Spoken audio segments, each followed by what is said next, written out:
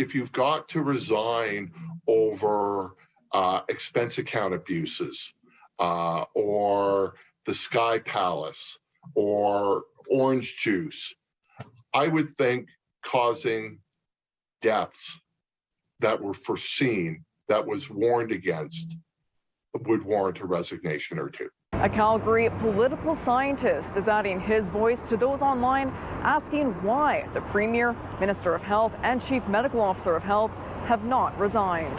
This is a government that has preached personal responsibility. That has been their mantra, that they have refused to bring in government policies because they want individuals to take ownership of their own actions.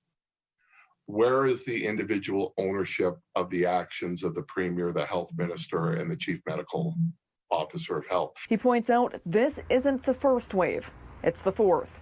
And despite 60.6% of Albertans having been vaccinated, ICUs are more full with COVID patients than they've ever been, as the province reports high death tallies and caseloads. These aren't just numbers. These are people who have died or are on the verge of dying. This is a realization that the steps that they took several months ago were incorrect. They were warned that they were incorrect, and there's got to be consequences for your actions. These are massive consequences. Our healthcare system is being overwhelmed. An associate professor in health law and policy is calling for transparency and availability from the Premier, Health Minister, and CMOH.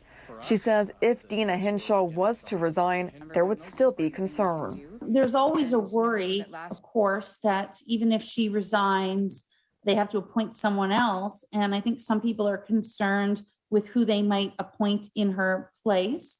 But I think the calls for resignation are not surprising when someone gets something wrong and it affects the public so significantly. In Calgary, Stephanie Lasuk, City News.